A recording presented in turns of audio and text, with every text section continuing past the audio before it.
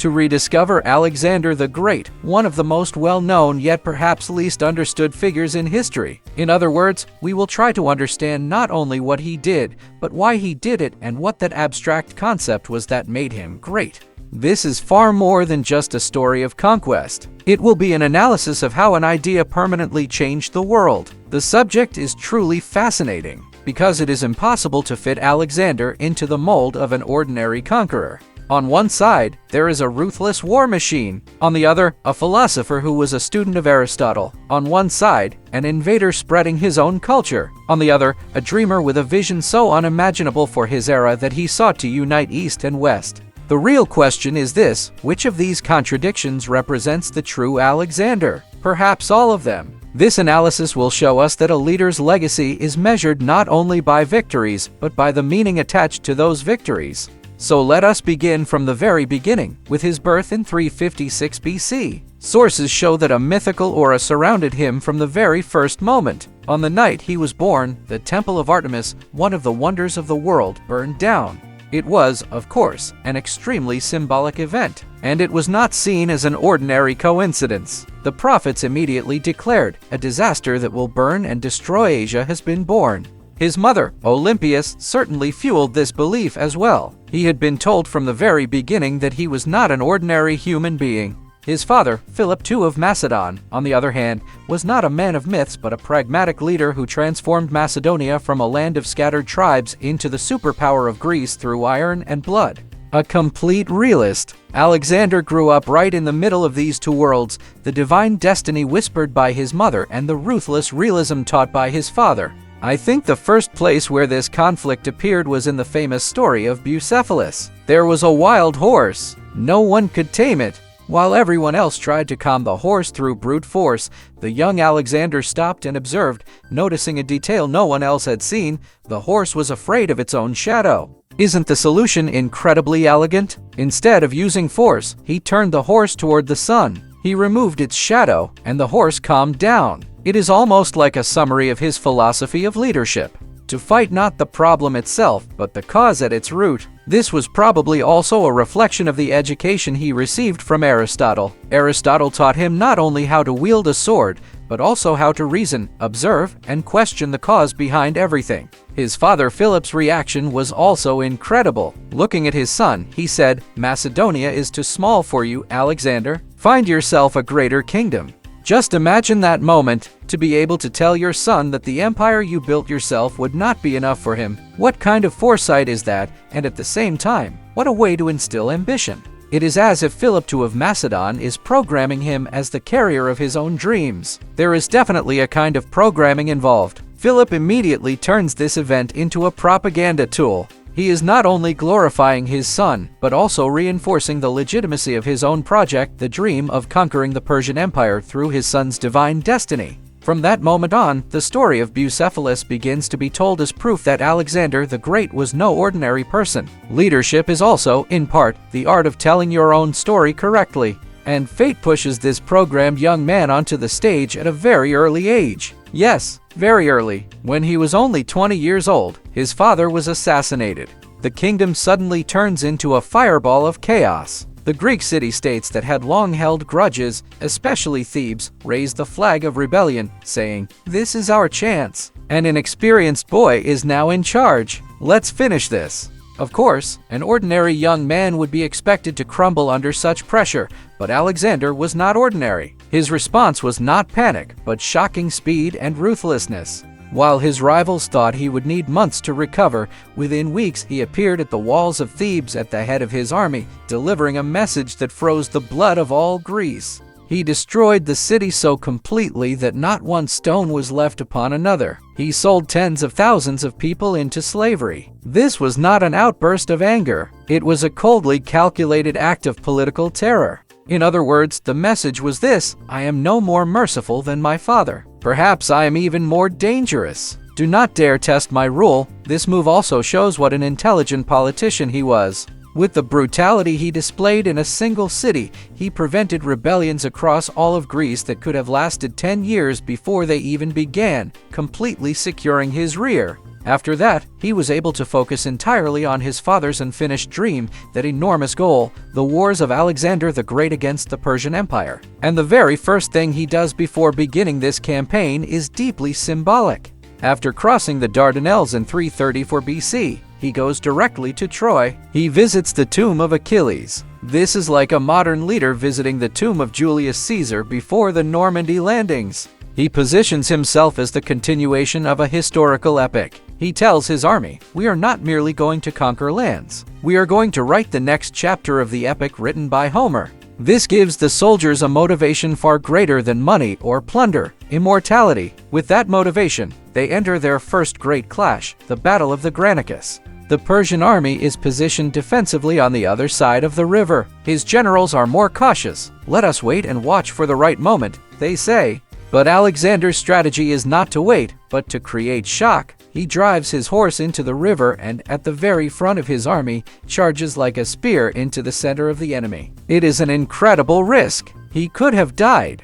But this move inspires his army so deeply that the Persian defensive line collapses before they even understand what is happening. This is another aspect of his military genius. He does not play by the rules. He bends the rules to his own advantage. His true test, however, comes at the Battle of Issus, when he faces the massive army personally commanded by the Persian king Darius III. They are perhaps outnumbered 4-1. Winning a traditional pitched battle is almost impossible for them. But Alexander sees the battle not as a whole, but as a single weak point. And that weak point is King Darius himself. At the most critical moment of the battle, he takes his elite cavalry unit, the famous companion cavalry, and launches what seems like a suicidal attack straight toward the center where Darius is located, piercing through the Persian lines like a wedge. Just picture that moment in your mind. Amid dust, smoke, and the chaos of tens of thousands of men, Alexander has only one target fixed in his sight: Darius. And when Darius sees the determination in those eyes, he panics. He does the one thing an emperor should never do: he flees. He leaves behind his chariot, his family, his treasure, everything, and flees the battlefield at full gallop. The king is the brain of an army. If the brain flees, the body collapses. At that very moment, the Persian army falls apart. The psychological impact of this victory is far greater than its military outcome. Alexander the Great has frightened the king of an empire believed to be invincible and forced him to flee. He is no longer merely the king of Macedon. He is now also a legitimate contender for the Persian throne. After Issus, he does not stop but marches southward. But there he faces the stubborn island fortress of Tyre. They say it is impossible to capture. I think Alexander had an allergy to the word impossible. After a siege lasting for months, he orders the construction of a massive causeway from the mainland to the island by filling in the sea. This is not merely a military success, but a marvel of engineering.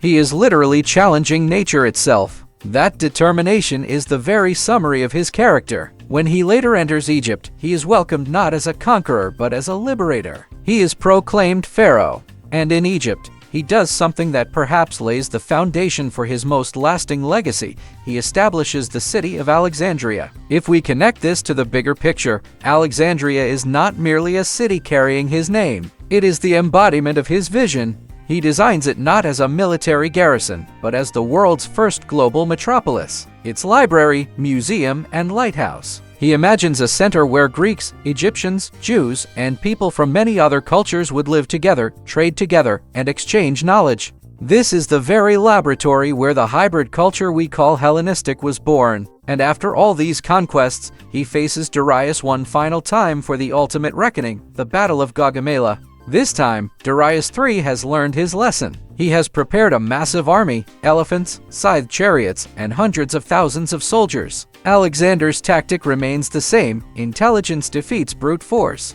During the battle, he disrupts the Persian formation with a feigned retreat maneuver. He creates a gap in their lines and once again charges through it like an arrow, targeting Darius directly. The outcome does not change. Darius flees once again, and the fate of the Persian Empire is decided there that day. After Gaugamela, legendary cities such as Babylon and Susa surrender without a fight. But when he reaches the heart of the empire, Persepolis, one of history's most controversial events takes place. The city is burned. Why? Sources offer different explanations.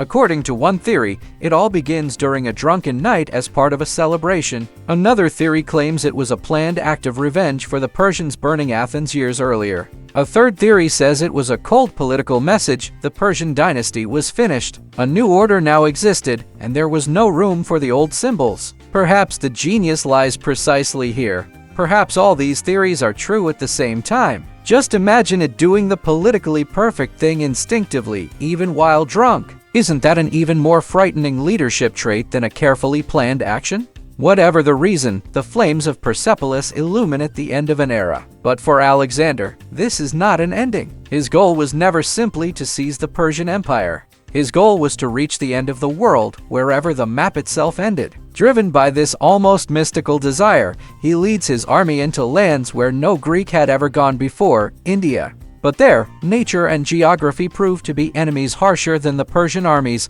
monsoon rains, disease, and most importantly, war elephants they had never seen before. His battle against King Porus becomes the symbol of this period. After an incredibly difficult battle, he defeats Porus, but he is so impressed by the captured king's courage and nobility that he asks him, "How would you like me to treat you?" Porus's reply goes down in history. Like a king, Alexander is so moved by this answer that he not only forgives Porus, but returns his kingdom to him enlarged even further. This reveals the strange contradiction within his character. The ruthless conqueror who destroyed Thebes and the philosopher king who honored the courage of his enemy are the same person. At the same time, this is also an incredibly intelligent form of governance. It shows that power can be used not only to destroy, but also to forgive and honor. Such gestures allow him to gain the loyalty of conquered peoples not through the sword, but through respect. But his army is no longer as dream-driven as he is. They have been on the road for years. They are exhausted, tired of dying, and have realized that there is no such thing as the end of the world.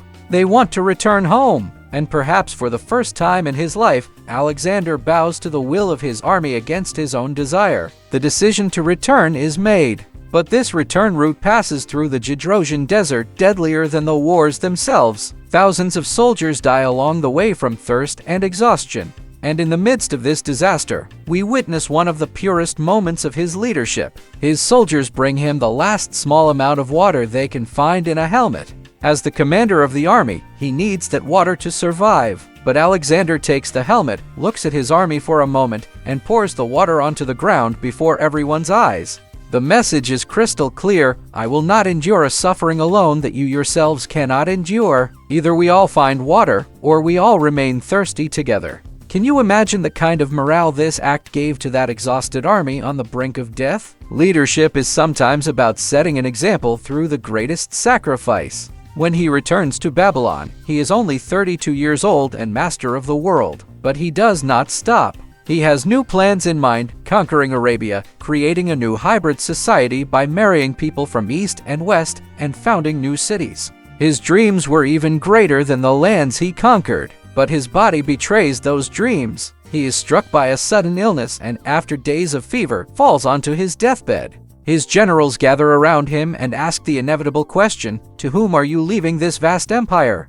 And he whispers the final words that would echo through history, words that are at once both wise and destructive: "To the strongest among you, this is not merely a will. It is, in fact, a prophecy." A warning of how the empire would be torn apart in bloodshed by the very men he trusted most. He leaves behind a world he built with his own hands, casting it into chaos with those same hands. So after such an epic life, what are we ultimately left with? What truly made him great? Can a person's vision be far greater than the borders of an empire? Could Alexander's true greatness lie not in the lands he conquered, but in the mental pathways he opened? Absolutely. His physical empire collapsed before even a single generation had passed after his death. But the cultural empire he created, Hellenism, survived for centuries, influencing Roman Empire, Byzantine Empire, and even the Islamic Golden Age. He did not merely move armies. He moved ideas, goods, languages, religions, and people. He blended East and West together in a way that would never again allow them to remain the same.